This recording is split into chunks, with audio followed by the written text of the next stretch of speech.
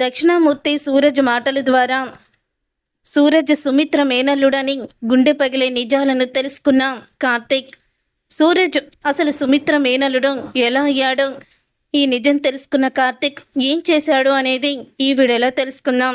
Video నచ్చితే తప్పకుండా like చేయండి.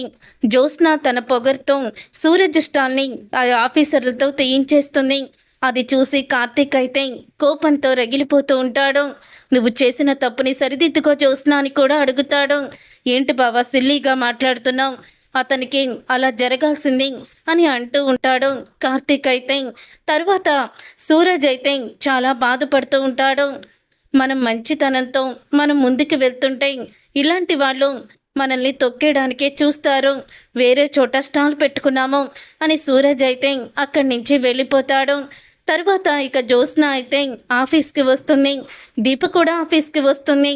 వచ్చిన తర్వాత అప్పుడే ఇక శివన్నారాయణ ఒక వీడియో అయితే చూస్తూ ఉంటాడు. ఇక ఆ వీడియోని చూసి శివన్నారాయణ షాక్ అయిపోతూ ఉంటాడు. అప్పుడే బోర్డు మెంబర్స్ కూడా ఆ వీడియో అయితే వస్తుంది.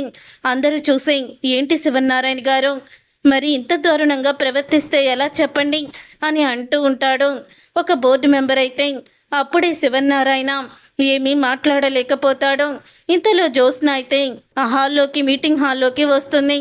వచ్చిన తర్వాత అప్పుడు ఇక జ్యోత్స్నతో శివన్నారాయణ ఇలా అంటూ ఉంటాడు. ఏంటి జ్యోత్స్న ఇదంతా, ఇక నీ పద్ధతి మార్చుకోవా, ఎందుకు ఇలా చేస్తున్నావు, అసలు నీకు సీఈఓ అయ్యే అర్హతలే ఉన్నాయా అని అడుగుతూ ఉంటాడు శివన్నారాయణ. నిన్ను సీఈఓ సీట్లో కూర్చోబెట్టాలని అనుకుంటున్నాను, కానీ అసలు ఆ కుర్చీకి నువ్వు అర్హురాలవే కాదు అని చెప్పడంతో అప్పుడే ఆ మాట విని ఏమైంది తాతయ్య, మళ్ళీ ఈ దీప నా మీద లేనిపోని చాడీలు చెప్పిందా అని అంటుంది జ్యోత్స్న. లేనిపోని చాడీలు చెప్పడం తనకి రాదు, నీ వల్ల నీ ఉన్నంత తెలివి తనకి లేదు జ్యోత్స్న అని అంటాడు శివన్నారాయణ. మరి ఎందుకు తాత, నన్ను ఎందుకు ఇన్ని మాటలు అంటున్నావు నువ్వు అని అడుగుతూ ఉంటుంది జ్యోత్స్న. అప్పుడే తన ఫోను జ్యోత్స్న చేతికిచ్చి, చూడు ఈరోజు ఒక అరగంట ముందు నువ్వు చేసిన రచ్చ ఎలాగ సోషల్ మీడియాలో వైరల్ అవుతుందో అని అడుగుతూ ఉంటే ఆ మాట విని ఒక్కసారి జ్యోత్స్న అయితే నేను చేసిన పని సోషల్ మీడియాలో వైరల్ అవుతుందా, అసలు నేనేం చేశాను అని అడుగుతుంది జ్యోత్స్న. ఏం చేసావో ఆ వీడియో చూస్తే తెలుస్తుంది, వీడియో చూడు అని వీడియో అయితే చూపిస్తాడు. ఇక వీడియో చూసి జ్యోత్స్న షాక్ అయిపోతూ ఉంటుంది. సూరజ్ షాప్ అయితే తీసేయడం ఆఫీసర్లు వచ్చి తర్వాత జ్యోత్స్న వెళ్ళి సూరజ్ని మాటలనడం అంతా కూడా ఉంటుంది. ఇదంతా ఎవరు చేయించుంటారు సార్, ఎవరైనా మీ మీద పగపట్టారా అంటే అప్పుడు సూరజ్ అయితే ముక్కుసూటి మనిషి కాబట్టి జ్యోత్స్ననే ఇదంతా చేయించిందని, జరిగిన విషయాలు అన్నీ కూడా మనసులో పెట్టుకొని తను ఈ స్టాల్ని తీయించేసింది అని చెప్పేస్తాడు సూరజ్ అయితే. ఆ మాటలు విని ఆ వీడియో చూసి షాక్ అయిపోతూ ఉంటుంది జ్యోత్స్న. ఇక షాక్ అయిపోతూ తాత ఇవేమీ నమ్మకం, ఇది ఫేకు అని చెప్తూ ఉంటే, ఏంటి జ్యోత్స్న ఫేకు, అందరూ నీ గురించే మాట్లాడుకుంటున్నారు, నువ్వు ఒక మంచి పని చేసి ఇలా సోషల్ మీడియాలో ఎక్కితే మొదట సంతోషపడేది నేనే, కానీ ఇలాంటి పనులు చేసి నువ్వు సోషల్ మీడియాలోకి ఎక్కుతున్నావని శివన్నారాయణ తిట్టుకుంటూ ఉంటాడు. జ్యోత్స్నకి తగిన శాస్తి జరిగింది అని కార్తీక్ కూడా ఇక ఫీల్ అవుతూ ఉంటాడు. తర్వాత ఇద్దరికి కూడా లాస్లో ఉన్న రెస్టారెంట్లు అయితే ఇచ్చి, ఈ రెస్టారెంట్స్ మీరు ఎలా పైకి తీసుకొస్తారో తెలీదు, మీరు ఎవరు హెల్ప్ అన్నా తీసుకోండి, నేనేమీ అనుకోను, మీరు ఎవరు హెల్ప్ అయినా తీసుకొని ఈ రెస్టారెంట్లు మాత్రం లాస్లో ఉన్నాయి, లాభాల్లోకి తీసుకురావాలి అని శివన్నారాయణ అయితే చెప్తాడు. అప్పుడే శివన్నారాయణ చెప్పడంతో జ్యోత్స్న నా వైపు బావ ఉన్నాడు కదా, తెలివైనవాడు, తనే సలహా ఇస్తాడు అని చెప్తూ ఉంటుంది జ్యోత్స్న. మరి నీకెవరున్నారు దీప అని అడుగుతూ ఉంటే అసలు వాళ్ళ ఆయన తెలివితేటల కన్నా దీప గారి తెలివితేటల వల్లే ఆ రోజు సత్యరాజు రెస్టారెంట్ పైకొచ్చిందని నేను చాలాసార్లు విన్నాను పెద్ద మేడం, ఇప్పుడు ఆవిడకి ఎలాంటి సలహాదారులు అవసరం లేదు అని చెప్తూ ఉంటాడు కార్తీక్ అయితే. అప్పుడే అది విని బాగా చెప్పారు డ్రైవర్ గారు, నేను కూడా సింగిల్గానే వస్తాను, అప్పుడు నన్ను తట్టుకోవడం ఎదుటి వాళ్ళు వల్ల కాదు అని దీప కూడా డైలాగులు వేస్తుంది. తర్వాత ఇక ఇంటికైతే వెళ్తుంది జ్యోత్స్న.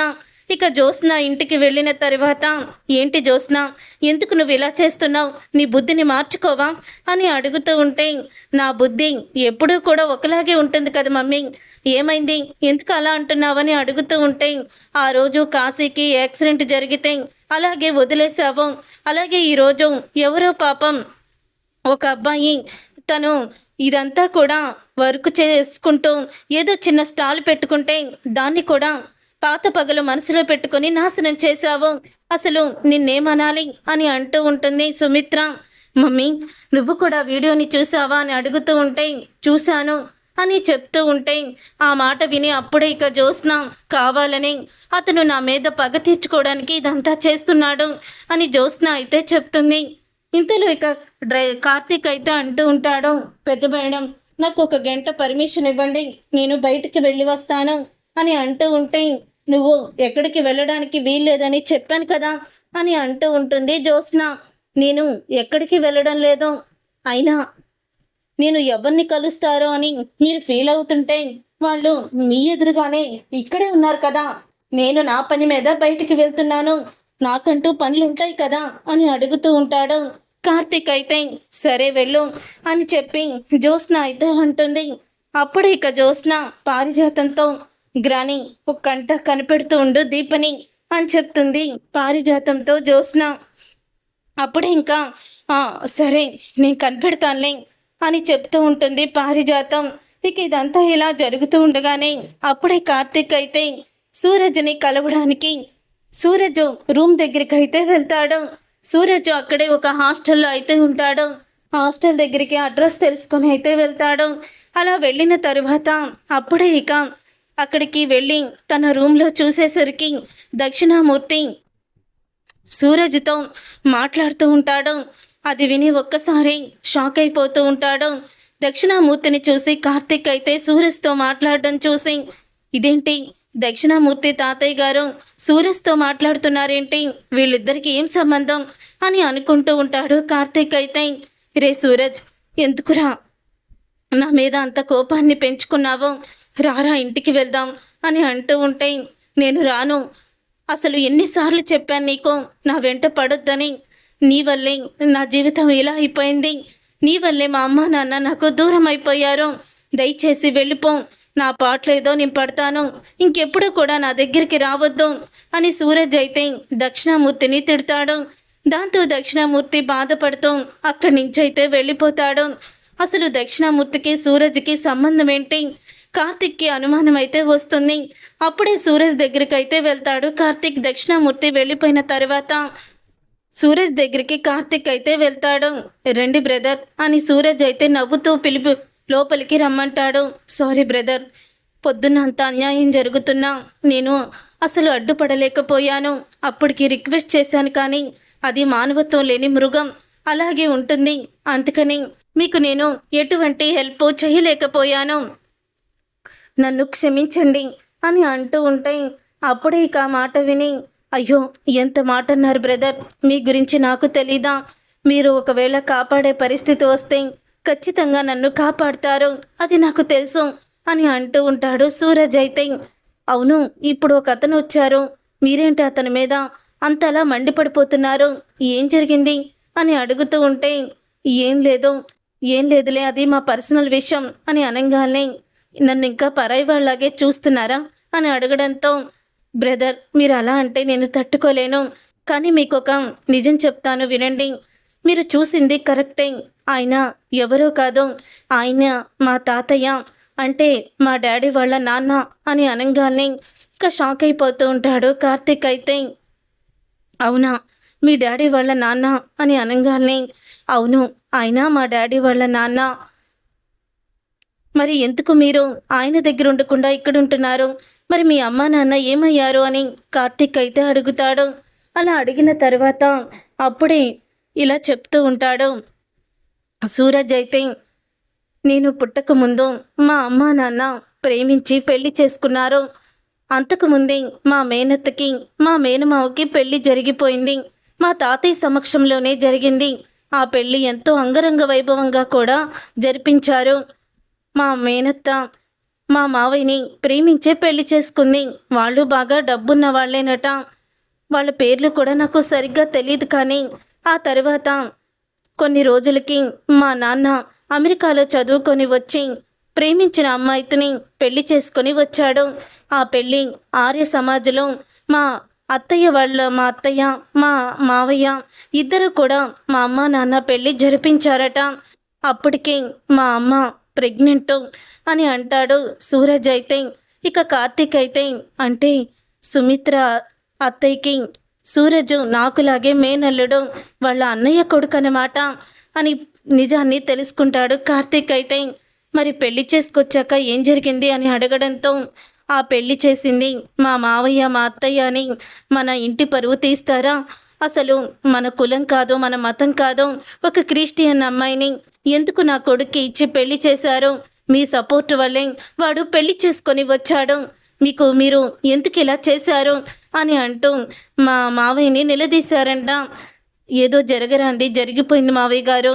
అసలే అమ్మాయి ప్రెగ్నెంట్ కూడా. ఈ విషయం బయటకు వస్తే ఇంకా పరువు పోతుంది. అందుకనే నేను ఇలాగా వాళ్ళిద్దరికి పెళ్లి చేసుకొని తీసుకొచ్చాను అని చెప్తూ ఉంటాడు. అసలు పెళ్లి చేసుకోవడానికి వాడెవడు? పెళ్లి చేయడానికి నువ్వెవరివి? నా కుటుంబాన్ని గౌరవం తీసేయి. ఏ విషయమైనా నేను తట్టుకోలేను అసలు మిమ్మల్ని అంటూ లోపలికి వెళ్ళి ఇక గన్ను అయితే తీస్తాడు. అప్పుడు గన్ను తీసి దక్షిణామూర్తి అయితే తన కోడలికి గురి పెడతాడు. గురి పెట్టడంతో అప్పుడే ఇంకా వెంటనే ఇక దశరథ, అంటే దక్షిణామూర్తి అల్లుడు దశరథే కాబట్టి ఇక దశరథ అయితే ఆ కొత్త పెళ్లి కూతురికి అడ్డుగా నిలబడతాడు. దాంతో తన భుజానికి బుల్లెట్ అయితే దిగుతుంది. ఒక్కసారి దశరథ కుప్పకూలిపోతాడు. అప్పుడే ఇక అది చూసి మా తాతయ్య మీద మా అత్తయ్యకి చాలా కోపం వచ్చింది. కాళ్ళు కడిగి కన్యాదానం చేసిన అల్లుణ్ణి ఎందుకు మీరు ఇలా చేశారు? అసలు ఏంటి వాళ్ళిద్దరూ పెళ్లి చేసుకుంటే మీలాంటి తండ్రిని మేము ఎప్పుడూ కూడా కల్లో కూడా చూడలేదు, ఊహించుకోలేదు. ఇక మీకు మాకు ఎటువంటి సంబంధం లేదు అని మా అత్తయ్య తెగదెంపులు చేసేసుకుంది. తన కొడుక్కి బుల్లెట్ దిగిందని మా అత్తయ్య వాళ్ళ మావయ్య గారు, ఆయన పేరు కూడా ఏదో ఉంది, ఆయన కూడా మా తాతయ్యని అప్పుడు షూట్ చేయబోతే మా అత్తయ్య అడ్డుపడింది. అసలు నేను ఆ మనిషి లేడని అనుకుంటాను మావయ్య గారు. ఆయనకి ఇంటికి నాకు సంబంధం తెగిపోయింది. ఎప్పుడైతే నా భర్త రక్తాన్ని కళ్ళ చూశాడో అప్పుడే వాళ్ళకి మాకు సంబంధం లేదని తేలిపోయింది అని చెప్తుంది సుమిత్ర. ఇక సుమిత్ర చెప్పి దశరథని తీసుకువెళ్ళిపోతుంది. తరువాత మా అమ్మ నాన్న కూడా మీరు మమ్మల్ని ఆశీర్వదిస్తారనుకున్నాను, కానీ ఇలాగా బావ రక్తాన్ని కళ్ళ చూస్తారని అనుకోలేదు అని అప్పుడే ఇక వదిలేసి వచ్చేశారు మా తాతయ్యని. తరువాత చాలా రోజులు మా తాతయ్య ఒంటరిగా ఉన్నాడు. కొన్ని సంవత్సరాలకి మా అమ్మ మా నాన్న యాక్సిడెంట్లో చనిపోయారు. చనిపోవడంతో అప్పుడు నన్ను మా తాతయ్య ఇంటికి తీసుకువెళ్తే మా తాతయ్య నన్ను అస్సలు కూడా మనవడుగా ఒప్పుకోలేదు. నన్ను దూరం పెడుతూనే ఉన్నాడు. నేను అప్పటికీ కూడా మా తాతయ్యని అడిగాను, నేను మీ మనవడినే కదా అని. నువ్వు నా మనవడి కాదు, నా రక్తానివి కాదు అంటూ ఇక నన్ను బయటికైతే గెంటేశాడు. అప్పటి నుంచి అనాథగా నేను బ్రతుకుతూ ఇక్కడి వరకు చదువుకున్నాను అని చెప్పి మొత్తం కూడా కథ చెప్పుకొని వస్తాడు. సూరజ్ అయితే కార్తిక్కి ఇప్పుడు అర్థమైంది. దక్షిణామూర్తి గురించి చెప్పమంటే తాత ఎందుకు అంత సీరియస్ అయ్యాడో, అత్త ఎందుకని కన్న తండ్రినే చచ్చిపోయాడు అని ఎందుకు అనుకుందో ఇప్పుడు మొత్తం క్లారిటీ వచ్చింది. అంటే ఈ సూరజ్ ఎవరో కాదు, అత్తయ్యకి మేనల్లుడే.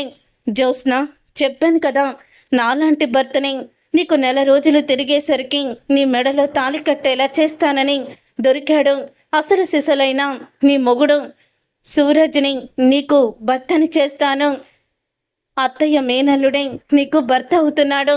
చూస్తూ ఉండు, ఛాలెంజ్లో ఖచ్చితంగా నేను నెగ్గుతాను అని అంటూ కార్తీక్ అయితే ఇక చూస్తూ నవ్వుకుంటూ ఉంటాడు తనలో తానే. చూసారుగా ఫ్రెండ్స్, రాబోయే కథలో ఖచ్చితంగా ఇలాగే జరగబోతుంది. మరి ఇలాగే జరగాలని మీరైతే కోరుకుంటున్నారా? అయితే వీడియోని తప్పకుండా లైక్ చేయండి. అలాగే మా ఛానల్ని సబ్స్క్రైబ్ చేసుకొని పక్కనే ఉన్న గంట సింబల్పై ఆల్ అని క్లిక్ చేయండి.